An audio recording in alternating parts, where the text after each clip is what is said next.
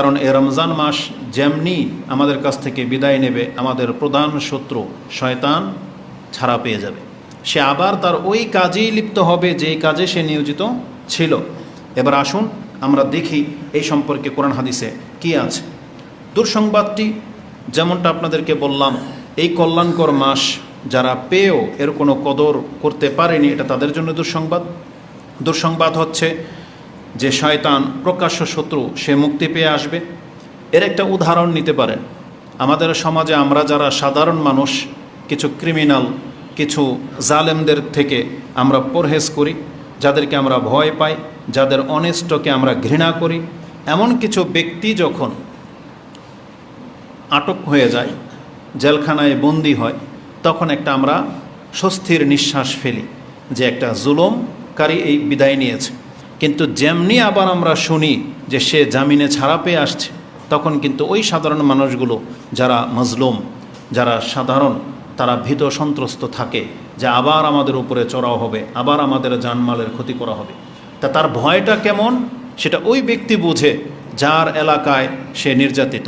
সে বোঝে যে তাকে কতভাবে ক্ষতি করা হয়, তাহলে তার ভয় কেমন আমাদেরকে সেই ভয়টা দেখতে হবে। আর যেখানে আল্লাহ সুবহানাহু ওয়া তাআলা আমাদেরকে জানিয়েছেন যে শয়তান হলো ইন্নাহু লাকুম আদুউম মুবিন, সে তোমাদের প্রকাশ্য শত্রু, এটা আল্লাহ জানিয়েছেন আমাদেরকে। সে কি করতে চায়? সে আল্লাহ সুবহানাহু ওয়া তাআলার সাথে যেই দিন বিতাড়িত হয়েছিল, সেই দিন সেই ওয়াদা করেছিল, আরাআইতাকা ইন হাযাল্লাযী কাররামতা আলাইয়া লা ইন আখারতানি ইলা ইয়াউমিল কিয়ামাহ লা আহতানিকান্না যুররিয়াতাহু ইল্লা কালিলা। আপনি আল্লাহ দেখে রাখেন, এই মানুষ, এই সাধারণ একটা মানুষকে কেন্দ্র করে আজকে আপনি আমাকে লাঞ্ছিত করে দিলেন। এই সাধারণ মানুষকে কেন্দ্র করে আপনি আমাকে যদি কিয়ামত পর্যন্ত সময় দিয়ে দেন, তাহলে আমি এর সন্তানদেরকে, অধিকাংশদেরকে ছাড়ব না, এদেরকে আমার সাথে নিয়ে আমি গোমরা করে ছেড়ে দিব। তো আল্লাহ সুবহানাহু ওয়া তাআলা কাছে এই চ্যালেঞ্জ করেছিল এবং আল্লাহ তাকে সেই সুযোগ দিয়েছেন যে ঠিক আছে, যে যাও, তোমাকে সেই সময় দেওয়া হলো। তো আল্লাহ সুবহানাহু ওয়া তাআলা আল্লাহ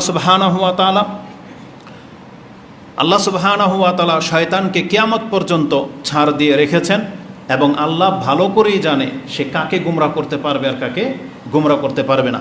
সেই আয়াতে যেটা আপনি বনি ইসরাইলে পেয়ে যাবেন, আল্লাহ বলেই দিয়েছেন, ইন্না ইবাদি লাইসা লাকা আলাইহিম সুলতান। তবে তুমি জেনে রাখো, আমার প্রকৃত বান্দা যারা হবে তাদের উপরে তোমার কোনো প্রভাব খাটবে না। কারণ ইন্না ইবাদি, আমার বান্দা বলে কথা।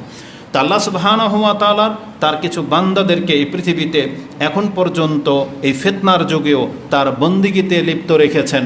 যারা আল্লাহ হালাল হারাম বোঝে, যারা জায়েজ নাজায়েজ মেনে চলে, আল্লাহ সুবহানাহু ওয়া তাআলা এখন পর্যন্ত তাদেরকে ইসলামের উপরে প্রতিষ্ঠিত রেখেছেন। তাহলে শয়তানের কোনো চক্রান্ত তাদের উপরে কাজ করে না। তারা শিরিক থেকে মুক্ত, তারা বিদআত থেকে বেঁচে আছে, তারা কোনো বাড়াবাড়িতে যাচ্ছে না। তারা আল্লাহ সুবহানাহু ওয়া তাআলাকে কীভাবে সন্তুষ্ট করা যাবে সেই কাজে লিপ্ত আছে। তা আল্লাহ সুবহানাহু ওয়া তাআলার কিছু বান্দা যে আছে, এটা হচ্ছে তার প্রমাণ। না হলে আমরা হয়তো কোনো দিন দিন ইসলামের উপরে প্রতিষ্ঠিত থাকতাম না। তা আল্লাহ সুবহানাহু ওয়া তাআলার অনুগ্রহ যে এই শয়তান শত্রুতার করা বশত আল্লাহ আমাদেরকে হেফাজতে নিয়েছেন, আমরা তার প্রশংসা করি আলহামদুলিল্লাহ। এই শয়তান আল্লাহর কাছে বলেছিল, কালা ফাবিমা আগওয়াইতানি, ওটা ছিল বনি ইসরাইল, আর এটা হচ্ছে সূরা আরাফ। সে বলেছিল ফাবিমা আগওয়াইতানি, এই যাকে কেন্দ্র করে আজকে আমি গুমরা হয়েছি, লাআকউদান্না লাহুম সিরাতাকাল মুস্তাকিম, আমি আপনার সেই সঠিক পথের উপরে বসে থাকব। সিরাতাকাল মুস্তাকিম, যে পথে আপনাকে পাওয়া যাবে, আমি শয়তান সেই পথে বসে থাকব, আর আমি আপনার বান্দাদেরকে সেখানে আসতে দেব না। সুম্মা লাআতিয়ান্নাহুম মিন বাইনি আইদিহিম ওয়া মিন খালফিহিম ওয়া আইমানিহিম ওয়া আন শামাইলিহিম ওয়া লা তাজিদু আকসারাহুম শাকিরিন, আমি তাদের সামনের দিক থেকে আসব, পেছন দিক থেকে আসব, ডানে এবং বাম থেকে আসব। শুধু উপর থেকে বলেনি যে উপর থেকে আসব, কারণ উপরে কে আছে? আল্লাহ সুবহানাহু ওয়া তাআলা। ও বলেছিল আমি চারো দিক থেকে আসব। এর ব্যাখ্যা করা হয়েছে, সে আপনাকে সামনের দিক থেকে আসবে মানে আমাদের সামনে হচ্ছে পরকাল। এ শয়তান আমাদেরকে পরকাল ভাবতে দেবে না, ভুলিয়ে দেবে। পেছন দিক থেকে আসবে মানে পেছনে আমাদের দুনিয়া, যে দুনিয়াকে ছেড়ে আমরা সামনের দিকে যাচ্ছি, কবরের দিকে। কিন্তু শয়তান পেছন দিক থেকে সেই জাকজমপূর্ণ দুনিয়াটাকে আমাদের সামনে বারবার তুলে ধরে, যে আমরা যে সামনে যাব এটা আমরা ভুলে যাই, আমাদের রব যে আমাদের সামনে আছে সেটা আমরা ভুলে যাই। এই জন্য আমরা বারবার পেছন দিকে পড়ে যাচ্ছি। ডান দিক থেকে আসবো মানে আমাদের ভালো কাজের কোনো চিন্তাই আসে না, বাম দিক থেকে আসা মানে সারাক্ষণ আমাদের মধ্যে এই খারাপ চিন্তাগুলোই জেগে থাকে। এগুলো মূলত শয়তান আমাদের সাথে করে যাচ্ছে, এবং এটা আল্লাহর তার চ্যালেঞ্জ গ্রহণ করেছেন যে আল্লাহ সুবহানাহু ওয়া তাআলা বলেছেন আমার বান্দাদের সাথে তার এই ক্ষমতা খাটবে না। এগুলো জানানোর পরেও আল্লাহ সুবহানাহু ওয়া তাআলা বলেছেন তারপরেও যদি আমার কোনো বান্দা আমার বন্দিগি ছেড়ে দিয়ে তোমার পথ ধরে নেয়, আল্লাহ সুবহানাহু ওয়া তাআলা শয়তানকে সহ আমাদের পুরো পৃথিবীর মানুষকে জানিয়ে দিয়েছেন। আল্লাহ বলেছেন ক্বালা উখরুজ মিনহা মাযমুমান মাদহুরা, তুমি আমার এখান থেকে বিতাড়িত লাঞ্ছিত হয়ে বের হয়ে যাও। লামান তাবিআকা, যারাই তোমার অনুসরণ করবে, লামান তাবিআকা মিনহুম লাআমলাআন্না জাহান্নামা মিনকুম আজমাইন, তাহলে আমি তোমাদেরকে সহ এই জাহান্নামকে পূর্ণ করে দেব। তার মানে শয়তান জাহান্নামে যাবে, এটা একবারে আল্লাহ সুবহানাহু ওয়া তাআলার পক্ষ থেকে ডিক্লেয়ার হয়ে আছে, এবং শয়তান যাদের পথ তার পথে নেবে, যারা শয়তানের পথ অনুসরণ করবে আল্লাহ বলেছেন তাদেরকেও সহ এ জাহান্নামে ফেলে দেওয়া হবে। তার মানে আল্লাহ সুবহানাহু ওয়া তাআলা এটা বলতে চেয়েছেন কোনো ব্যক্তি যখন শয়তানের অনুসরণ করে তখন সে আর তার আল্লাহর বান্দা থাকে না।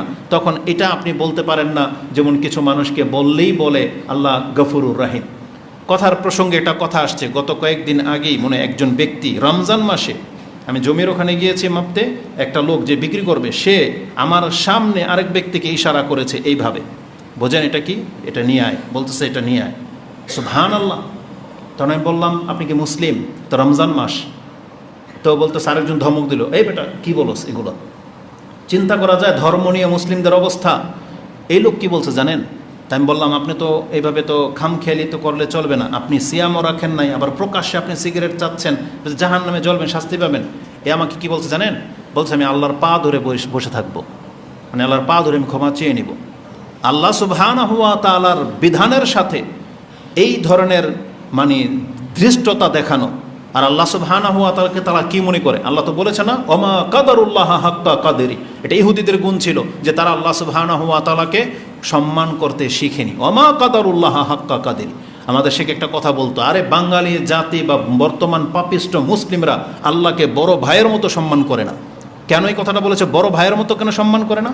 মানে একটা সময় ছোট ভাইয়ের কাছে বড় ভাইয়ের একটা কদর ছিল, বড় ভাইকে দেখলে সিগারেট ফেলে দিত, দুষ্টামি ফাজলামি বন্ধ করে দিত, সে রাস্তা জুয়ার আড্ডা ছেড়ে দিত, বড় ভাইকে এতটা সম্মান করা হতো। কিন্তু আল্লাহকে কি আমরা এতটা সম্মান করি? এতটা সম্মানও করি না। নাহলে আল্লাহ সুবহানাহু ওয়া তাআলা সম্পর্কে, তার শাস্তি সম্পর্কে মানুষ এভাবে কিভাবে গাফেল হয়ে থেকে যেতে পারে?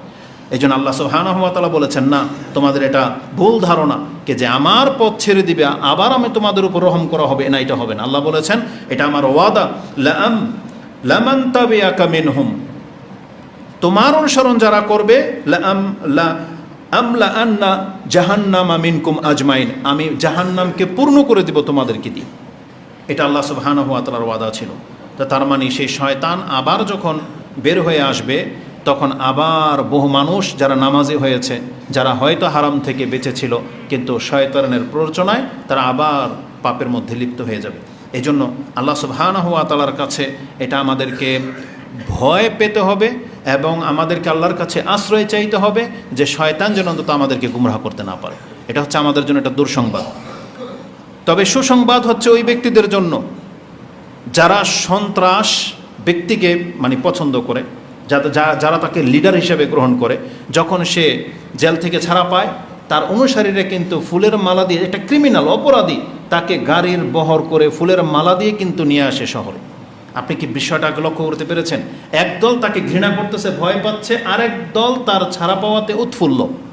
তার মানে ঠিক আল্লাহ সুবহানাহু ওয়া তাআলার বন্দিগির ক্ষেত্রেও আমাদের মুসলিমদের চরিত্র এটা যে আমরা ভয় পাচ্ছি শয়তান আমাদেরকে গুমরাহ করে দিবে, কিন্তু আমাদের আরেক শ্রেণীর দল তারা অলরেডি মিউজিক মার্কেট উন্মুক্ত করে দিয়ে বেপরদা হয়ে পার্টি করার নামে, কোথায় কোন পার্টি করা হবে, কে কি অনুষ্ঠান করবে, কে কি খাবে, আগে থেকে ডিসাইডেড, আগে থেকে প্ল্যান প্রোগ্রাম করে নেওয়া হয়েছে। এটা হচ্ছে মূলত শয়তানকে ইস্তেকবাল করার প্রস্তুতি। আল্লাহ যেন আমাদেরকে তাদের অন্তর্ভুক্ত না করেন, আমিন। আল্লাহ সুবহানাহু ওয়া তাআলা আমাদেরকে এমন একটা সময় উপনীত করেছেন যে আমাদের ধার প্রান্তে এই সমস্ত বিপদগুলো আছে। আর পরিতাপের বিষয় কাদের জন্য বলেছি? যারা এ রমজান 30 দিন পূর্ণ পেয়েছে কিন্তু তাকে ক্ষমা করা হয়নি। রাসূলুল্লাহ সাল্লাল্লাহু আলাইহি ওয়াসাল্লামের সেই হাদিসের বাণী কয়েকবার হয়তো শুনেছেন রমজানে, যে রাসূল বলেছেন, মান দাখালা আলাইহি শাহরু রমাদান ফালাম ইউগফার লা, যার কাছে রমজান মাস এসেছিল কিন্তু তাকে ক্ষমা করা হয়নি, তার সম্পর্কে তিনটা কথা বলা হয়েছে। বলছে বাউদা, বলা হয়েছে আবাদাহুল্লাহ, বলা হয়েছে রাগিমা আনফুরাজুলিন, এবং বলা হয়েছে ফাদাখালান নার। ওই ব্যক্তি লাঞ্ছিত হোক, এই ব্যক্তি আল্লাহর রহমত থেকে মাহরুম হয়ে যাক, আল্লাহ তাকে বিতাড়িত করুক, এবং সর্বশেষ বলা হয়েছে ফাদাখালান নার, সে জাহান্নামে যাবে। আর রাসূলুল্লাহ সাল্লাল্লাহু আলাইহি সাল্লাম তিনবারই বলেছেন আমিন, যে আল্লাহ এটা কবুল করো। তো যারা রমজান পেয়েও কোনো কদর করেনি, আল্লাহ সুবহানাহু ওয়া তাআলা আমাদেরকে যেন হেফাজত করে, আমরা যেন তাদের দলভুক্ত না হই, আমিন। এই দিকটা আমরা যাব না। আর সুসংবাদ হচ্ছে আমাদের ওই সমস্ত ব্যক্তিদের জন্য যাদের সম্পর্কে আল্লাহ সুবহানাহু ওয়া তাআলা রমজান মাস প্রেরণ করেছিলেন বরকতের, রহমতের এবং নাজাতের করে, এবং আল্লাহ সুবহানাহু ওয়া তাআলা প্রতিদিন অসংখ্য মানুষকে জাহান্নাম থেকে মুক্তির ঘোষণা করেছেন। যারা সেই মুক্তির ঘোষণার মধ্যে পড়ে গেছেন তারা হচ্ছে সুসংবাদপ্রাপ্ত ব্যক্তি, যাদের ইবাদত কবুল হয়েছে তারা হচ্ছে সুসংবাদপ্রাপ্ত ব্যক্তি। এবং আমরা যারা 30টা সিয়াম পূর্ণ করেছি, আপনার জন্য সুসংবাদ হলো আপনি এমন যোগ্যতায় পৌঁছেছেন যে এখন থেকে যে কোনো মাসের 3টা করে যদি নফল সিয়াম রাখেন, তাহলে আল্লাহ আপনার আমল নামার মধ্যে সারা বছর সিয়ামের লেখি লিখে দিবেন। এই ফজিলত যারা রমজান মাসের সিয়াম পালন করে না তারা পাবে না, কারণ রমজানের রিলেটেডের সাথেই হচ্ছে সম্পর্ক। যেমন যারা ফরজ সালাত আদায় করে তাদের জন্য উপকার হবে নফল সালাত, কিন্তু যেই ব্যক্তি ফরজ সালাত আদায় করে না তার নফল তাকে বাঁচাতে পারবে না। ঠিক তেমনি সিয়ামের ক্ষেত্রে ফরজ সিয়াম যারা গুরুত্বের সাথে রেখেছেন, এটা আপনার মর্যাদা। এখন থেকে প্রত্যেক মাসে 3টা করে সিয়াম যেন আমরা রাখতে পারি, আমরা আল্লাহর কাছে তৌফিক কামনা করতেছি, আমিন ইয়া রাব্বাল আলামিন। যেহেতু রমজান মাসের সর্বশেষ দিন, সর্বশেষ মুহূর্ত, আমরা আল্লাহর কাছে দোয়া করি, আল্লাহ যারা তোমার রহমত থেকে মাহরুম হয়ে যাচ্ছে, আল্লাহ আমাদেরকে তাদের অন্তর্ভুক্ত করো না। আমরা বলি আল্লাহুম্মা লা তারুদ্দানা মিনাল খাইবিন, আল্লাহুম্মা লা তারুদ্দানা খাইবিন ওয়ালা তাজআলনা মিনাল মাহরুমিন। আল্লাহ তুমি আমাদেরকে খালি হাতে ফিরিয়ে দিও না, এবং আমাদেরকে তুমি বঞ্চিতদের অন্তর্ভুক্ত করো না। এটা আপনি এখন থেকে বারবার কথাটা বলতে থাকেন, এবং আপনি বলবেন আল্লাহুম্মা লা তাজআলনি মিন আশকা খালকিক, আল্লাহ তুমি আমাকে সৃষ্টির নিকৃষ্টতম ব্যক্তিতে রূপান্তরিত করো না। আপনি জানেন সৃষ্টির নিকৃষ্টতম ব্যক্তিকে, যে জাহান্নামে যাবে, কারণ জাহান্নামে নিকৃষ্ট ব্যক্তি ছাড়া কেউ যাবে না। এটা এক অত্যন্ত মন্দ জায়গা, কারণ আল্লাহ বলেছেন উইদ্দাত লিল কাফিরিন, আমি এটা তো প্রস্তুত করেছি কাফেরদের জন্য। এই জন্য আল্লাহর বান্দা কখনো জাহান্নামে যেতে পারে না। এই জন্য আল্লাহর কাছে সবসময় জাহান্নাম থেকে আশ্রয় চাইবেন, এবং বলবেন আল্লাহ তুমি আমাকে সৃষ্টির নিকৃষ্টতম ব্যক্তিদের বা সৃষ্টির নিকৃষ্টতম বস্তুতে তুমি আমাকে পরিণত করো না। এটা আপনি প্রতিনিয়ত করবেন। আমাদের দ্বিতীয় বার্তা থাকবে, রমজান শেষ হয়ে যাওয়া মানে আল্লাহর বন্দিগি শেষ হয়ে যাওয়া না। আমি আর আপনি কিয়ামত পর্যন্ত আল্লাহর বান্দা, আমি আর আপনি জীবনের শেষ মুহূর্ত পর্যন্ত আল্লাহর বান্দা। এই জন্য আল্লাহ সুবহানাহু ওয়া তাআলা আমাদেরকে বলেছেন ওয়াবুদু রাব্বাকা হাত্তা ইয়াতিয়াকাল ইয়াকিন, তোমার কাছে মৃত্যু উপস্থিত না হওয়া পর্যন্ত তুমি আল্লাহর বন্দিগি করতে থাকো। এই জন্য শুধু এই ইবাদত যেন শুধু রমজান পর্যন্ত ক্ষান্ত না হয়ে যায়। আমরা যারা কিয়ামুল লাইল করেছি, আপনার আমার জন্য উচিত হবে অন্তত পক্ষে প্রতি রাতে না পারলে অন্তত 2 রাকাত সালাত আদায় করতে এবং বিতের পড়তে, তাহলে 5 রাকাত হয়ে যাবে। অন্তত পক্ষে 1 পৃষ্ঠা কোরআন পড়া, অন্তত একটা আয়াত মুখস্থ করা, এই চর্চাটা আমাদেরকে আগামী রমজান পর্যন্ত থাকতে হবে। তাহলে বোঝা যাবে যে আমি আর আপনি তওবাকারী, তাহলে বোঝা যাবে যে আপনার আমার মধ্যে কোনো পরিবর্তন এসেছে, এ রমজান থেকে আমরা কিছু নিয়েছি। এটা আমাদেরকে রাখবে। রাসূলুল্লাহ সাল্লাল্লাহু আলাইহি ওয়াসাল্লামকে জিজ্ঞাসা করা হয়েছিল আইয়ুল আমালি আফদাল, কালা আদওয়ামুহু ওয়া ইন কাল্লা, যে আমলটাকে কন্টিনিউ করা হয় এটাই আল্লাহর কাছে সবচেয়ে প্রিয়, যদিও তার মাত্রা খুব কম। রমজান মাসে যারা দান করেছেন, সারা বছর যদি আর দান না করেন তাহলে এটা আল্লাহর কাছে পছন্দনীয় হইল না। যারা কিয়াম করেছেন আর কালকে থেকে আর কিয়াম করবেন না, এটা আল্লাহর কাছে পছন্দনীয় হইল না। যারা শুধু রমজান মাসে সিয়াম রাখলেন, বাকি মাসগুলোতে কোনো একটাও রাখবেন না, না, এটা আল্লাহর কাছে পছন্দনীয় হলো না। এই যে কোনো আমল তা প্রত্যেক সপ্তাহে, প্রত্যেক মাসে, প্রত্যেক দিনে কিছু না কিছু আমাদের জীবনে থাকতে হবে। এটা হচ্ছে আল্লাহ সুবহানাহু ওয়া তাআলার কাছে পছন্দনীয় আমল। এবং আমি আমাদের কিছু যুবক ভাইদেরকে, বোনদেরকে এবং আমাদের নিজের নাফসকে বলতে চাচ্ছি, আমাদের সব সময় না কেন যেন অন্তরে পাপের চাহিদাটা জেগে যায়, এটাকে লাগাম টেনে ধরতে হবে। যখনই পাপ করার কোনো ইচ্ছা জাগতেছে বা কিছু, এটা কিন্তু শাহওয়াত বাড়তেই থাকবে, কিন্তু আপনাকে আমাকে সেটাকে লাগাম টেনে ধরতে হবে। যেমন গরুকে যখন আপনি মোহা পরাইয়ে নিয়ে যান, লাগাম পরিয়ে নিয়ে যান, গরুর নেচার, গরুর স্বভাব, ও ঘাস দেখলে দাঁড়াবে, ও আরেকটা গাভী দেখলে দাঁড়াবে, তখন মালিক কী করে, তখন একটু টান দেয়, ওর লাগামটা ধরে একটু টানে। এই টানটা আমাদেরকে দিতে হবে। আমাদের নফস আমাদেরকে খুব পরামর্শই দেয়, আমাদের নফস আমাদেরকে স্বাদ লাগে এমন বিষয়ের দিকেই ঝুঁকিয়ে দেয়, কিন্তু আমি মালিক হিসেবে আমার অন্তরকে একটু টেনে ধরা উচিত। এটা আমাদের প্রত্যেককে করতে হবে। আর এই ক্ষেত্রে আমরা বলবো, যারা একবার শিরিক বিদআত পাপ থেকে তওবা করে ফিরে আসছেন, আপনি আর পেছন দিকে রিটার্ন যাওয়ার ইচ্ছা করবেন না। আপনি ইচ্ছাটা বাদ দেন। ইচ্ছাটা বাদ দিলে আল্লাহ আপনাকে আপনার পাকে সঠিক রাখবেন, আল্লাহ আপনার পাকে আগের দিকে নিয়ে যাবেন। কিন্তু যার ইচ্ছা নাই, সেই ব্যক্তি আবার আগের মতো হয়ে যাবে। যেমন এলাস্টিক যখন আপনি টান দিয়ে ছেড়ে দিবেন, তখন এটা আগের পজিশনে চলে আসে। আমাদের অবস্থা যেন এই এলাস্টিকের কুকুরের লেজের মতো যেন না হয়। আমরা যখন আল্লাহর সোজা পথ ধরে নিয়েছি, আমাদেরকে আর পেছনে যাওয়ার কোনো সুযোগ নেই। এটাই হচ্ছে তওবা। রাসূলুল্লাহ সাল্লাল্লাহু আলাইহি ওয়াসাল্লাম বলেছেন, যার মাঝে এই গুণটা আছে সে ঈমানের স্বাদ পাবে। সালাসাতুন মান কুন্না ফিহি ওয়াজাদা হালাওয়াতাল ঈমান। তার একটা হলো আই ইয়াকরাহ আই ইয়াউদা ফিল কুফর কামা ইয়াকরাহ আই ইউকযাফা ফিন নার। একজন ব্যক্তির সামনে আগুন জ্বলতেছে, আগুন দেখতে পাচ্ছে, সে যেমন ঘৃণা করে এই আগুনে পা দিতে, সে যেমন অপছন্দ করে, তার আপ্রাণ চেষ্টা থাকবে আগুন যেন তার গায়ে না লাগে। তখন রাসূল বলেছেন, ওই ব্যক্তি ঈমানের স্বাদ পাবে যে কুফরিটাকে, শিরিক বিদআত মুনাফিকি চুরি বাটপারি জুলুম করাটাকে ওইভাবে ঘৃণা করবে যেমন আগুন তার গায়ে লেগে যাওয়াটাকে সে ঘৃণা করে।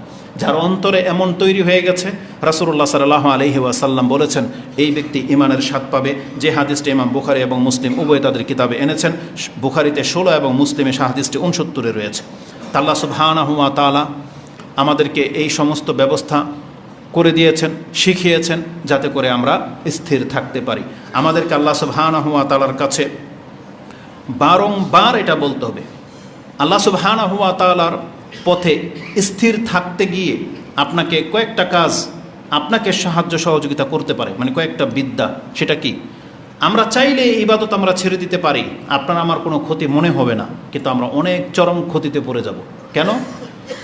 আমাদেরকে জানিয়ে দেওয়া হয়েছে, এই রমজান মাসের যে ইবাদতগুলো আমরা করেছি, এটাই যদি আমাদের নাজাতের জন্য যথেষ্ট হয়ে যাইতো, তাহলে আগামীকালের পাপ আমাদেরকে কোনো ক্ষতি করতে পারতো না।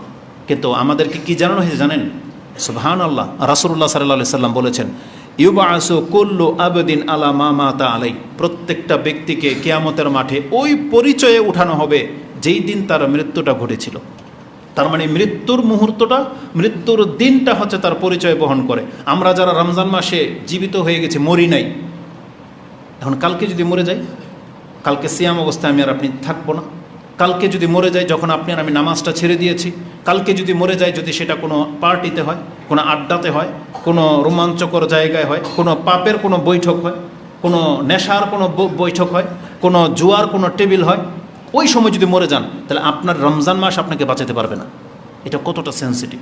এই জন্য আমরা বলতে চাচ্ছি, ইবাদত শুধু আমার নাজাতই দেবে না, বরং ইবাদত আমাকে জাহান্নাম থেকে মুক্তও করে এবং জান্নাতের সুসংবাদ রয়েছে। ইবাদত হচ্ছে আমার পরিচয়। এই জন্য আমরা আজকে রমজান মাসে মুসলিম, কালকেও যেন আমরা মুসলিম থাকি, এটা প্রত্যয় নিয়ে আজকে মসজিদ থেকে আমাদেরকে বের হওয়া উচিত।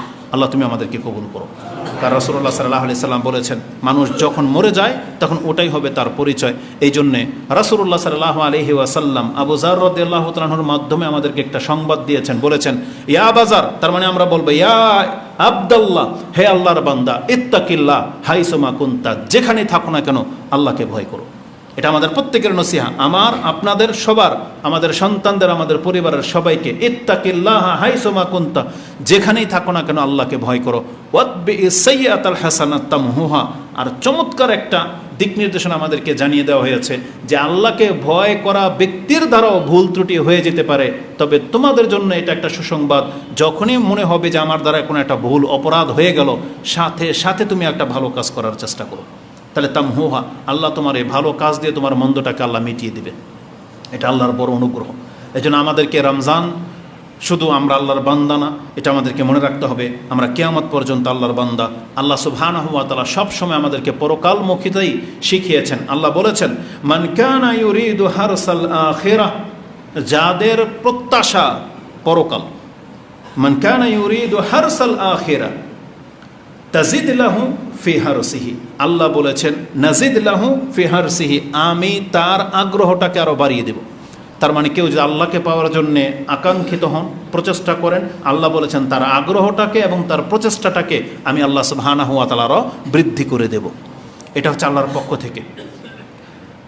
ওমান কানা ইউরিদু হারসাদ দুনিয়া, আর যাদের প্রচেষ্টা শুধুমাত্র কেবল দুনিয়া, নুতিহি মিনহা, তবে আমি দুনিয়া থেকে কোনো কিছু তাকে দিয়ে দিব।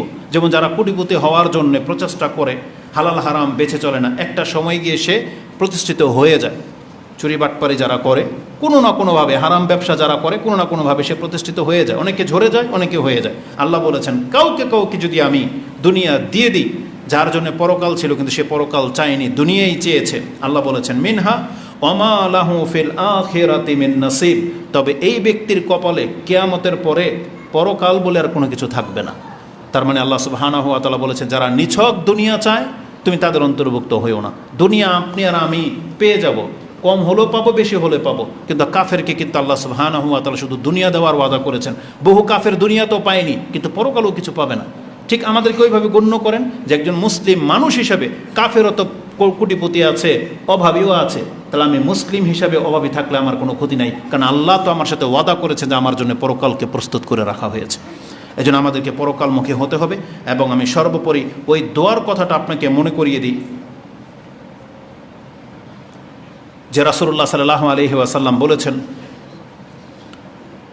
কিয়ামতের মাঠে কতক ব্যক্তিকে আমার উম্মাহ বলে গ্রহণ করা হবে না, তাকে বিতাড়িত করে দেওয়া হবে। কারা তারা? বলা হয়েছিল ইন্নাকা লা তাদরি মাশাউ আলা কাহকারা, যারা আপনার পরে আপনার দিন থেকে মুখ ফিরিয়ে নিয়েছিল। এবং ইবনে আবি মুলাইকার সাথে সাথে তিনি আল্লাহর কাছে দোয়া করে, আল্লাহুম্মা ইন্না নাউযু বিকা আন নারজি আলা আকাবিনা আও নুফতানা আন দীনিনা, আল্লাহ দিনের ক্ষেত্রে ফিতনায় পড়া এবং তোমার বন্দিগি থেকে মুখ ফিরিয়ে নেওয়া থেকে আল্লাহ আমি তোমার কাছে আশ্রয় চাচ্ছি। তার মানে যারা দিন থেকে মুখ ফিরিয়ে নেয়, আমি আর আপনি যেন তাদের অন্তর্ভুক্ত না হই, এটা আমাদেরকে সব সময় মনে রাখতে হবে এবং দোয়া করতে হবে। এবং রাসূলুল্লাহ সাল্লাল্লাহু আলাইহি ওয়াসাল্লাম থেকে ইবাদতের মর্ম সম্পর্কে সর্বশেষ বাক্য আমি এটা বলবো, এটা লম্বা হাদিসের শেষ টুকরা, এটা রাসূলুল্লাহ সাল্লাল্লাহু আলাইহি ওয়াসাল্লাম বলেছেন, ওমাম বাত্তা বিহি আমালুহু ফালাম ইউসরি বিহি নাসাবুহু, যেই ব্যক্তির কর্ম তাকে সাথ দেবে না, কর্ম যদি তাকে টেনে পেছনে ফেলে দেয়, তার রক্ত বংশ তার মর্যাদা তাকে আগে বাড়াতে পারবে না। এটা মাথায় রাখেন। তাহলে আজকে আমরা মুসলিম হিসেবে আমাদের দুইটা জিনিসই সম্বল, ঈমান এবং আমল। এইটা যদি নষ্ট হয়ে যায় কোনোভাবে, তাহলে আমরা দুনিয়া পেলেও আমাদের কোনো লাভ হবে না। এই জন্য আমাদেরকে সবসময় আমাদের ঈমান এবং আমলকে সুরক্ষিত রাখতে হবে। আল্লাহ সুবহানাহু ওয়া তাআলার কাছে আমরা এটাই দোয়া করি, যেভাবে আল্লাহ আজকে আমাদেরকে এই মসজিদে জামায়াত হওয়ার তৌফিক দিয়েছেন, প্রতিকূল বা অনুকূল যে কোনো পরিবেশে হোক না কেন, আল্লাহ পৃথিবীর পরিস্থিতি যেমনই হোক, আমরা যেন তোমার ঘরে প্রতিনিয়ত হাজিরা দিতে পারি। আল্লাহ তুমি আমাদেরকে কবুল করো। আকুলু লিকাউলি হাযা আস্তাগফিরুল্লাহ লি ওয়া লাকুম ওয়া লিসাইরিল মুসলিমিন ফাস্তাগফিরু ইন্নাহু হুয়াল গফুরুর রহিম।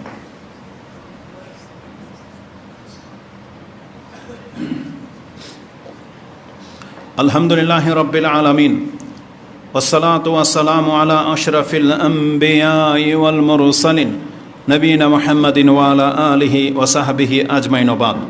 এই রমজানের আনুষ্ঠানিকতার পরে আমাদের কাছে আল্লাহ সুবহানাহু ওয়া তাআলার পক্ষ থেকে আরও কিছু ইবাদতের নমুনা দেওয়া হয়েছে। তার একটি হলো ফিতরা। এই ফিতরা অত্যন্ত গুরুত্বপূর্ণ, যেটার সময় আজকে থেকে চালু হয়ে যাবে। কারণ রমজান 30 দিন হয়ে যাওয়া মানে আগামীকাল ঈদ, চাঁদ দেখার আর কোনো প্রয়োজন নেই। কারণ রাসূলুল্লাহ সাল্লাল্লাহু আলাইহি সাল্লাম দুইটা রাস্তা দেখিয়েছিলেন, যে দুইটা রাস্তা আমাদেরকে সিয়াম রাখা এবং সিয়াম থেকে অব্যাহতি দিয়ে থাকে। সেটা হচ্ছে তার পূর্বের মাস 30 পূর্ণ করা, আর না হয় চাঁদ দেখে ফেলা। তো যেহেতু আমরা আজকে 30 রমজান পূর্ণ করে ফেলেছি, আগামীকালের জন্য আমাদেরকে আর চাঁদ দেখার প্রয়োজন নাই, কারণ আগামীকাল শাওয়ালের 1ম তারিখ, এটাই চূড়ান্ত। যখনই চূড়ান্ত, তার মানে এখন প্রত্যেকটা মুসলিমের উপরে আরেকটা ইবাদত ফরজ হয়ে গেছে, সেটা হচ্ছে ফিতরা, সাদাকাতুল ফিতর, জাকাতুর রমাদান বা জাকাতুল ফিতর, যেই নামে আপনি জানেন না কেন, এটা আমাদের উপরে ফরজ করা হয়েছে। এই ফরজের সাথে ব্যক্তির সম্পদের কোনো সম্পর্ক নাই, এটা তার আত্মার সাথে সম্পর্ক, মানে দেহে প্রাণ আছে, ওর উপরে জাকাত ফরজ। এখন ও কোত্থেকে দিবে? আল্লাহ সুবহানাহু ওয়া তাআলা আমাদেরকে সে রাস্তাও করে দিয়েছেন।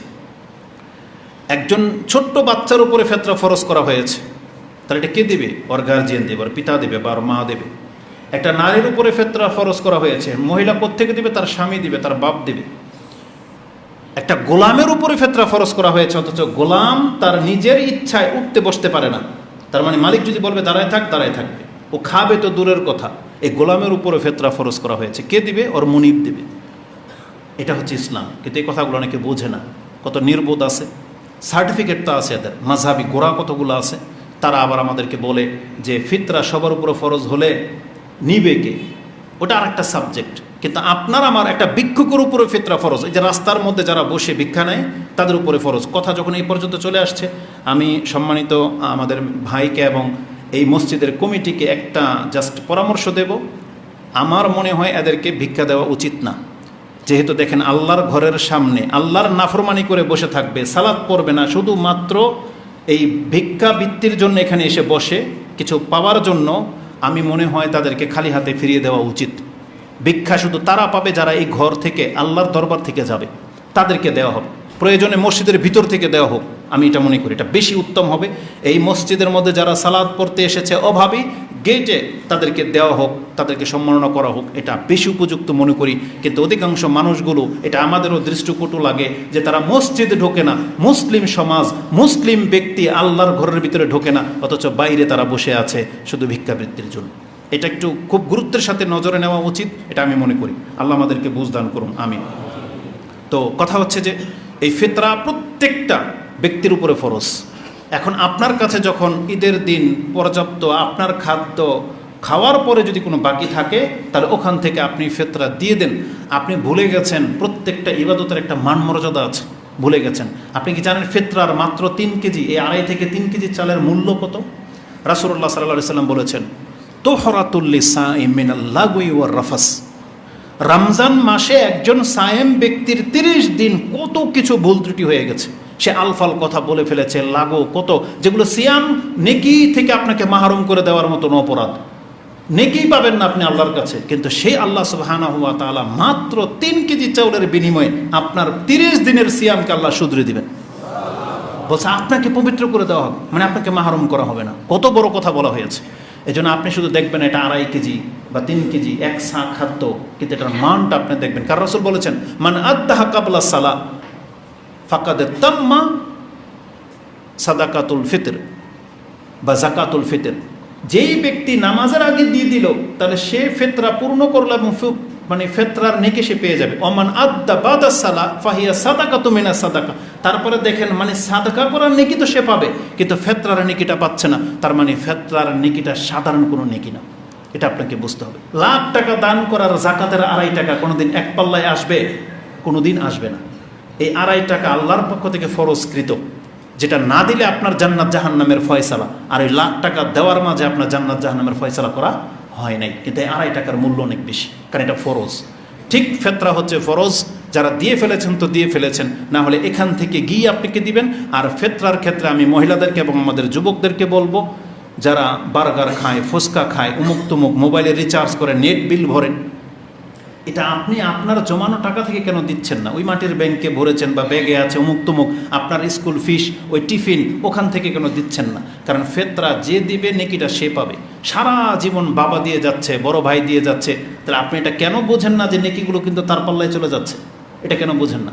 এই 3 কেজি চাউলের টাকাও কি একটা মুসলিম সন্তানের কাছে থাকে না? 300 টাকা 250 টাকায় হয়ে যাচ্ছে। যদি 80, 70, 80 টাকা কেজি চাউল হয়, তার মানে 2.5 কেজি দিলেও হয়ে যাচ্ছে। 3 কেজি হচ্ছে সর্বোচ্চ, তার মানে আপনি নেকিটা পেয়ে গেলেন। এই যে মহিলারা, এটা উচিত করা। আর যারা দিচ্ছেন, এটা আল্লাহ সুবহানাহু ওয়া তাআলার পক্ষ থেকে বড় অনুগ্রহ যে আপনি পরিবারের এই খরচগুলো বহন করতেছেন, আপনি অনেক নেকির হকদার হয়ে যাচ্ছেন। আল্লাহ আমাদেরকে তাদের অন্তর্ভুক্ত করো, আমিন। এই ফিতরা সম্পর্কে যেহেতু বহু কিছু জানেন, আমরা হাত লম্বা করব না। 5টা কথা শুধু মনে রাখেন। ফিতরা প্রত্যেকের উপর ফরজ। এখন যার কাছে আছে সে দিবে। কি দিবেন আপনি? কখন থেকে দিবেন? দিয়ে ফেলেছেন তো ফেলেছেন, আর এখন থেকে উত্তম সময়, এটা হচ্ছে উত্তম সময়ের সময়। আর সবচেয়ে উত্তম সময় হচ্ছে আজকে মাগরিবের পর থেকে নিয়ে ঈদের সালাতে আসার আগে দিয়ে দেওয়া এটা হচ্ছে সবচেয়ে উত্তম, কিন্তু পরিস্থিতি সবসময় সাথ দেয় না। এজন্য আপনি এখন থেকে দেওয়া শুরু করে দেন বা আজকেই দিয়ে শেষ করে ফেলেন। কি দিবেন? মাথা পিছু 3 কেজি চাউল, অথবা আপনি কি খান, আটা খান, রুটি খান, তাহলে আটা দিবেন। যেটা আমরা প্রতিদিন খাদ্য হিসেবে খেয়ে থাকি, খিদা লাগলে যেটা খাই, আর যেটা আমাদের নিয়মিত খাবার না, কখনো কখনো রুচিকর বা মুখরোচকর যে বিষয়গুলো আছে মেহমানদের, এগুলো আমাদেরকে ধার্তব্য করা হয়নি। সাধারণ নিয়মে একজন ব্যক্তি 3 কেজি চাউল দিয়ে দিলেই সে আল্লাহর জিম্মাদারি থেকে মুক্ত। আপনি আর বোঝা উঠায়েন না। ওই সেমাই, চিনি, তেল দিয়ে ফিতরা আদায় হবে না। আমাদের সালাফদের বক্তব্যের ভাষ্যগুলো আপনাদেরকে বোঝা উচিত। একজন ব্যক্তি বলতেছে আমার কাছে চাউল নিতে আসে না, আমার কাছে সে ভিক্ষুক তলব করেছে যে আমাকে ফেতরাতে দুধ দিয়েন, সেমাই দিয়েন আর ঘি দিয়েন। বুঝেন ফকিরের ডিমান্ড শুনছেন তো? কারো ডিমান্ড দিয়ে ধর্ম চলে না। আমাদের দেশের হুজুরদের, আপনাদের বড় বড় মুফতিদের ফতোয়া শোনেন নাই যে তারা ক্যালকুলেট করে আপনাকে বলে দিয়েছে কার উপরে ফেতরা ফরজ 65 টাকা থেকে নিয়ে সেটা 6000 পর্যন্ত তারা হয়তো তুলে দিবে না। এইভাবে ধর্ম নিয়ে তামসা করা যায় না। আপনি যেই মানের খাদ্য খান, আল্লাহ আপনাকে বোঝা দিয়েছে, আপনি বোঝাটা নামিয়ে দেন। কি? প্রত্যেক মাথা পিছু 3 কেজি চাল। কাকে দিবেন? তার মানে আপনার ঘরের সদস্য যদি 4 জন হয়, তাহলে 3 4 12 কেজি সামনে রাখেন। কাকে দিবেন আপনার খুশি। একজনকে দিবেন, দিতে পারেন। 10 জনকে দিবেন, দিতে পারেন। 1 কেজি করে 12 জনকে দিবেন, দিতে পারেন। ইসলামে কোনো বাধা নেই। প্রয়োজন অনুপাতে যে সবচেয়ে বেশি হকদার, গরিব, অভাবী, যে চলে না, আজকের পরে তাকে কেউ খবরও নেবে না, আমি মনে করি তাকে 10 বস্তা সবাই মিলে ফেতরা দিয়ে দেখ না, সে চলুক না 1 বছর আগামী রমজান পর্যন্ত। এইভাবে না ফেতরা দেওয়ার নিয়ম। ওই চাল ডাল কিনে দিবেন এক বেলার জন্য, এটা আপনি ধর্মই বোঝেন না, ইসলাম কিনে তামসা করতেছেন। এই জন্য আমাদেরকে মাথায় রাখতে হবে, ফেতরা দিতে হবে খাদ্য দিয়ে। কতটুকু পরিমাণ? 1 কেজি। সময় এখন থেকে ঈদের সালাতের আগ পর্যন্ত। আর ওই মাপের ক্ষেত্রে কার্পণ্য করেন না।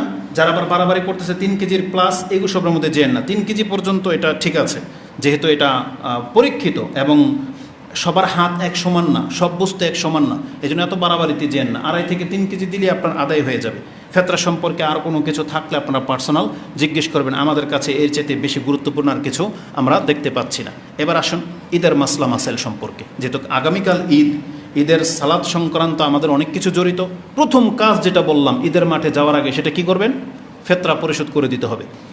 তারপর থেকে শুরু হবে, আজকের সন্ধ্যার পর থেকে আপনি আল্লাহ সুবহানাহু ওয়া তাআলার জিকির করবেন, তাকবীর পাঠ করবেন। আপনি বলতে পারেন আল্লাহু কবীরা, আল্লাহু আকবার, আল্লাহু আকবার, আল্লাহু আকবার, লা ইলাহা ইল্লাল্লাহু, আল্লাহু আকবার, আল্লাহু আকবার, ওয়ালিল্লাহিল হামদ। চুপি সুরে, উচ্চ সুরে, যে কোনোভাবে মহিলারা ঘরের ভিতরে যখন তখন পড়বে। এটা চলতে থাকবে ঈদের সালাতের জামাত দাঁড়ায়া না যাওয়া পর্যন্ত। দাঁড়িয়ে গেলে তখন আর জিকির নাই। এই মর্মে কোরআনের একটা আয়াতকে সম্পর্কযুক্ত করা হয়েছে, যেটা প্রত্যেক জুমার দিন সূরা আলাতে পাঠ করা হয়। সেটা কি? কাদ আফলাহা মান তাযাক্কা, যেই ব্যক্তি যাকাত দিল, ওয়া যাকারা আসমা রাব্বিহি ফাসাল্লা, এবং তার রবের নামকে স্মরণ করলো এবং সালাত আদায় করলো। এই 3টার সাথে ম্যাচিং আছে। আপনি প্রথমে আমি কি করব? জাকাতে ফিতরা দেব, তারপরে তাকবীর পাঠ করতে হবে ঈদের সালাত পর্যন্ত, এবং ঈদের সালাত আদায় করে নেবে। আল্লাহ বলেছেন এরা সফল কাম হয়ে গেল।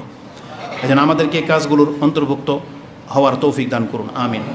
ঈদের দিন সকালে যখন আপনারা আসবেন জামাতে, সম্ভাব্য গোসল করে আসার চেষ্টা করবেন, তবে এটা ফরজ না, এটাকে মুস্তাহাব বলা হয়েছে। ভাষাটা হচ্ছে জুমলাতুহু আন্নাহু ইউস্তাহাব্বু আইয়াতাতাহহারা বিল গুসলি লিল ঈদ।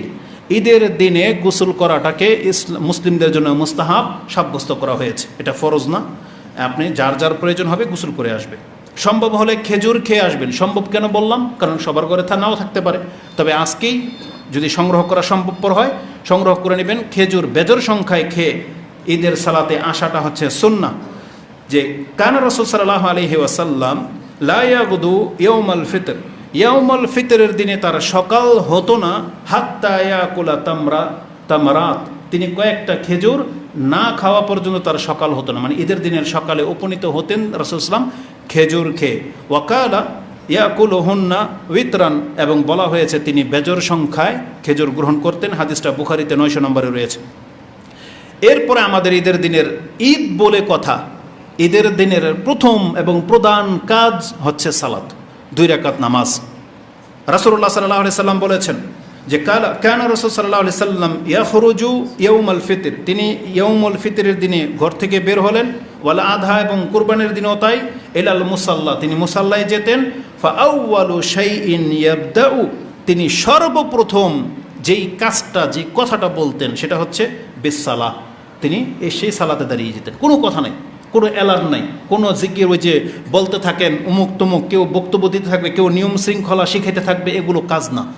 ইমাম সরাসরি এসে মেহরাবে দাঁড়িয়ে যাবে, মানে যেখানে তিনি সালাত আদায় করবে, এসেই প্রথম একামত, আজান একামত নাই, এসেই নামাজে দাঁড়িয়ে যাবেন। তখন তিনি অতিরিক্ত 12 তাকবীরের সাথে ঈদের 2 রাকাত সালাত আদায় করবেন। এটাই হচ্ছে আমাদের মুসলিমদের ঈদ। এখন নামাজের পদ্ধতি যদিও আপনারা জানেন, অনেকের জামাত ছুটে যাবে, যারা মহিলারা আছে এবং যারা আপনারা আছেন, কোনো কারণে যদি কারো ঈদের জামাত ছুটে যায়, এটা অত্যন্ত গুরুত্বপূর্ণ ব্যাপার। এটা জেনে থাকলে আপনার জন্য সহজ হবে। ঈদের জামাত ছুটে গেলে সে কী করবেন? আপনারা যার যার মতো করে বাজারে ঘাটে থাকলে, রাস্তায় থাকলে, মাঠে থাকলে, যানবাহন যারা আটকে গেছে, যারা বাসায় পৌঁছতে পারবে না, প্রত্যেকের উচিত স্ব জায়গায় সম্ভবপর ভালো জায়গা দেখে 2 রাকাত সালাত আদায় করে নেয়া, যেভাবে ঈদের সালাত আদায় করা হয়। মহিলারাও ঘরে 2 রাকাত সালাত আদায় করে নেবে, এর জন্য জামাত করা জরুরি নয়, কারণ এটা ফরজ কোনো বিধান না, নফল সুন্নাহ তারা ঘরেও আদায় করে নিতে পারবে। এই মর্মে তাকবীরের সংখ্যাটা জেনে নেন, প্যাচ লাগবে না, অত্যন্ত সহজ। আমাদের সমাজের হুজুররা এটাকে প্যাচ লাগিয়ে রাখছে, অত্যন্ত সহজ। সেটা কি? এই যে এখন জুমার নামাজ যেভাবে আদায় করা হবে, ঠিক এইভাবে 2 রাকাত সালাত, যেভাবে আপনি ফজরের সুন্নত নামাজ পড়ে থাকেন, এইভাবে 2 রাকাত নামাজ যা দিয়ে শুরু করেন, যা দিয়ে শেষ করেন, হুবহু ওইটাই। অতিরিক্ত শুধু 12টা তাকবীর লাগবে। এই 12টা তাকবীর কখন দিবেন এটা হচ্ছে জানার বিষয়। এই 12টা তাকবীর দিবেন আপনি যখন আল্লাহু আকবার বলে নামাজে ঢুকে গেলেন, এটা কি তাকবীরে তাহারিমা। এটা দেওয়ার পরে আপনি সানা পড়েন, আল্লাহ সুবহানাহু ওয়া তাআলার প্রশংসা করেন। এখন কেরাত শুরু করবেন, যেমন আমরা সূরা ফাতিহা পড়ি, এই সূরা ফাতিহাটা শুরু করার আগেই প্রথম রাকাতে 7 বার আর দ্বিতীয় রাকাতে 5 বার দেওয়ার পরে আপনি সূরা ফাতিহা শুরু করবেন। এটা মাথায় রাখেন, মানে সূরা ফাতিহা শুরু করার আগে অতিরিক্ত কয়টা তাকবীর? 7টা, আর দ্বিতীয় রাকাতে 5টা। সহজ কি সহজ না? এটা জানা থাকলে মহিলাদের জন্য নামাজ পড়া সহজ হবে। আমি শুধু দলিলটা বলে দিই। বলা হয়েছে আন্নান নবী সাল্লাল্লাহু আলাইহি ওয়াসাল্লাম কাব্বারা ফিল ঈদাইনি, রাসূল সাল্লাল্লাহু আলাইহি সাল্লাম তিনি 2 ঈদের নামাজে তাকবীর পাঠ করতেন। ফিল উলা প্রথম রাকাতে, সাবআন কাবলাল কিরাত 7টা তাকবীর দিতেন। কিসের আগে? কিরাতের আগে, মানে সূরা ফাতিহার আগেই 7টা তাকবীর। ওয়াফিল আখিরাহ আর শেষ রাকাতে খামসান 5টা তাকবীর দিতেন কাবলাল কিরাত।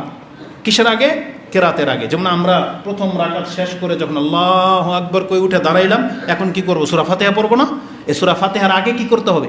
5টা তাকবীর দিবে। তার মানে এই তাকবীরগুলো নামাজের মূল অংশ না। ওই যে তাকবীরে তাহরিমা সহ 7টা না, তাহরিয়ার তাকবীরাত ছাড়াটাই 7টা। যেহেতু কেরাতের আগে প্রমাণ পাচ্ছি। এই হাদিস আছে কোথায়? তিরমিজিতে। আর আবু দাউদের ভাষাটা হচ্ছে তাকবীরু ফিল ফিত্রি সাবউন ফিল উলা ওয়া খামসুন ফিল আখিরা। আর ভাষাটা দেখেন, ওয়াল কিরাআতু বাদাহুমা কিলতাইহুমা, আর কিরাত হবে 2 রাকাতেই তাকবীরের পরে। এত স্পষ্ট হাদিস থাকা সত্ত্বেও আমাদের মাযহাবী ভাইয়েরা প্রথম রাকাতে 4 তাকবীর দেয়, সংখ্যা না হয় আমরা ছেড়ে দিলাম। দ্বিতীয় রাকাতে কি করে? কেরাত করে, রুকু যাওয়ার আগে আবার উল্টা করে 3 বার তাকবীর দেয়, তাই না? অধিকাংশ মানুষের নামাজের কী অবস্থা হয়? অধিকাংশ নামাজের মানুষ শেষ, কারণ তারা ডাইরেক্ট শেষ দেয়, অথচ ইমাম তাকবীর দিতেছে। কত দৃশ্য দেখেছি। অথচ রাসূল সাল্লামের স্পষ্ট বর্ণনা হাদিস থাকা সত্ত্বে আপনি কেন বিভ্রান্ত হবেন? এত মাসলা মাসালে কেন যাবেন? হাদিস 2টা নাম্বার মনে রাখেন, যথেষ্ট হয়ে যাবে। তিরমিজিতে 536, আবু দাউদে 1151-তে রয়েছে। এখন বলেছিলাম যাদের ঈদ ছুটে যাবে, তাহলে আপনি এই পদ্ধতিতে 2 রাকাত সালাত পড়ে নিতে পারবেন। এবং আপনাদেরকে যে পড়া উচিত এই মর্মে অন্য কেউ নয়, ইমাম বুখারী রাহিমাহুল্লাহ তিনি তার পর্ব করেছেন এভাবে, বাবুন ইজা ফাতাহুল ঈদ, কোনো ব্যক্তির যদি ঈদ ছুটে যায়, ইউসাল্লি রাকাতাইনি, সে যেন 2 রাকাত সালাত পড়ে নেয়। ওয়া কাযালিকা নিসাউ ওয়ামান কানা ফিল বুয়ুতি ওয়াল কুরা লিকাউলি নবী সাল্লাল্লাহু আলাইহি সাল্লাম, অনুরূপভাবে মহিলারাও ঘরে যারা আছে এবং গ্রাম্যবাসী তারাও যেন 2 রাকাত সালাত আদায় করে নেয়, কেননা রাসূল বলেছেন হাজা ঈদুনা আহলুল ইসলাম, এই 2 রাকাত নামাজই হলো মূলত আমাদের ঈদ। তার মানে এই থেকে আপনি কেন মাহরুম হবেন? এই জন্য জামাত ছুটে গেছে, সমস্যা নাই, আপনি নিজের মতো করে 2 রাকাত সালাত আদায় করে নেবেন। আর ঈদের সালাতের আগে আর পরে কোনো নামাজ নেই, একামতে নেই, আজানও নেই। রাসূলুল্লাহ সাল্লাল্লাহু আলাইহি ওয়াসাল্লাম সম্পর্কে বলা হয়েছে, খারাজা ইয়াউমাল ফিতরি ফাসাল্লা রাকাতাইনে লাম ইউসাল্লি কাবলাহা ওয়ালা বাদাহা। রাসূলুল্লাহ সাল্লাল্লাহু আলাইহি ওয়াসাল্লাম ঈদের সালাতে এসে 2 রাকাত সালাত আদায় করিয়েছেন, তার আগেও কোনো নামাজ পড়েননি, তারপরেও কোনো নামাজ পড়েনি। এখন যেহেতু জামাতগুলো এখন মসজিদে হয়, তখন এই হাদিস আবার মসজিদের জন্য প্রযোজ্য হবে না। তবে মসজিদে যারা ঢুকবেন, সেটা ঈদের হোক আর জানাজার হোক, মসজিদে ঢুকলে আপনি বসার আগে 2 রাকাত সালাত পড়ে বসবেন। আর এই হুকুমটা হচ্ছে মাঠের জন্য, মুসাল্লার জন্য, যেটা মসজিদ না। কিন্তু মসজিদে ঢুকলে আপনি 2 রাকাত সালাত পড়বেন, ওটা ঈদের সালাত না, এটা জাস্ট দুখুলুল মসজিদের সালাত। আল্লাহ সুবহানাহু ওয়া তাআলা আমাদেরকে বোঝার এবং সে অনুযায়ী আমল করার তৌফিক দান করুন। আমরা আল্লাহ সুবহানাহু ওয়া তাআলার কাছে দোয়া করি, এই রমজানে আল্লাহ আমরা যা কিছু করেছি, আল্লাহুম্মা তাকাব্বাল মিন্না সিয়ামানা ওয়া কিয়ামানা ওয়া রুকুআনা ওয়া সুজুদানা ওয়া তিলাওয়াতাল কুরআন ওয়া সাদাকাতিনা ইয়া রাব্বাল আলামিন। আল্লাহুম্মা ইন্না নাসআলুকাল হুদা ওয়াত তুকা ওয়াল আফাফা ওয়াল গিনা। আল্লাহুম্মা লা তাজআল লানা মিন আশকা খালকিক। আল্লাহুম্মা লা তাদআ লানা যামবান ইল্লা গাফারতাহ ওয়ালা দাইনান ইল্লা কাদাইতা ওয়ালা মারিদান ইল্লা শাফাইতা ওয়ালা মুবতালান ইল্লা আফাইতা ওয়ালা হাজাতান ফিদ দুনিয়া মিনাল হাওয়াইজনা ইল্লা কাদাইতা ইয়া রাব্বাল আলামিন। আল্লাহুম্মা আরিনাল হাক্কা হাক্কান ওয়ারযুকনা ইত্তিবাআ। আল্লাহুম্মা আরিনাল বাতিলা বাতিলান ওয়ারযুকনা ইজতিনাবা। আল্লাহুম্মা ইন্না নাসআলুকাল খায়রা কুল্লাহ আজিলিহি ওয়া আজিলিহি মা আলিমনা মিনহু ওয়া মা লাম না'লাম। আল্লাহুম্মা ইন্না নাসআলুকাল খায়রা মা সাআলাকা আবদুকা ওয়া নাবিয়ুকা মুহাম্মাদুন সাল্লাল্লাহু আলাইহি ওয়াসাল্লাম ওয়া ইবাদুকা সালিহুন। আল্লাহুম্মা ইন্না নাউযু বিকা মিনাশ শাররি মাস্তাআযা বিকা ওয়া আবদুকা নাবিয়ুকা মুহাম্মাদুন সাল্লাল্লাহু আলাইহি ওয়াসাল্লাম। আল্লাহুম্মা ইন্না নাসআলুকা আন তাজআল লানা মা কাদাইতাহু লানা খায়রা ইয়া রাব্বাল আলামিন। আল্লাহুম্মা ইন্নাকা আফুন কারীমুন তুহিব্বুল আফওয়া ফাআফু আন্না। আল্লাহুম্মা ওয়াফিকনা লাইলাতুল কদর। আল্লাহ যাদের তকদিরে কদর নসিব হয়েছে, আল্লাহ তুমি আমাদেরকে তাদের অন্তর্ভুক্ত করো। আমাদেরকে আল্লাহ তুমি খালি হাতে ফিরিয়ে দিও না। এ রমজানে আল্লাহ যাদেরকে তুমি ক্ষমা করে দিয়েছো, আল্লাহ তুমি আমাদেরকে তাদের অন্তর্ভুক্ত করো। আল্লাহ আমরা যারা তোমার পথ ধরে নিয়েছি, আমাদের পাকে আল্লাহ তোমার দিনের উপরে কায়েম রাখো। ইয়া মুকাল্লিবাল কুলুব সাব্বিত কুলুবানা আলা দীনিক। ইয়া মুসাররিফাল কুলুব সাররিফ কুলুবানা আলা তাআতিক। রব্বানা আতিনা ফিদ দুনিয়া হাসানাহ ওয়া ফিল আখিরাতি হাসানাহ ওয়া কিনা আযাবান নার। রব্বিরহামহুমা কামা রাব্বায়ানি সাগীরা। আল্লাহুম্মা আতিক রিকাবানা ওয়া রিকাবা ওয়ালিদিনা মিনান নার। আমিন ইয়া রাব্বাল আলামিন। ওয়া সাল্লাল্লাহু ওয়া সাল্লিম ওয়া বারিক আলা নবিয়িকা মুহাম্মদ। ইবাদাল্লাহ রাহিমাকুমুল্লাহ, ইন্নাল্লাহা ইয়ামুরুকুম বিল আদলি ওয়াল ইহসান ওয়া ইতা'i যিল কুরবা ওয়া ইয়ানহা আনিল ফাহশাই ওয়াল মুনকারি ওয়াল বাগি ইয়া'iযুকুম লাআল্লাকুম তাযাক্কারুন। উযকুরুল্লাহা ইয়াযকুরুকুম ওয়া লাযিকরুল্লাহি আকবার। আল্লাহু ইয়া'লামু মা তাসনাউন। আসসালামু আলাইকুম ওয়া রাহমাতুল্লাহি ওয়া বারাকাতুহু।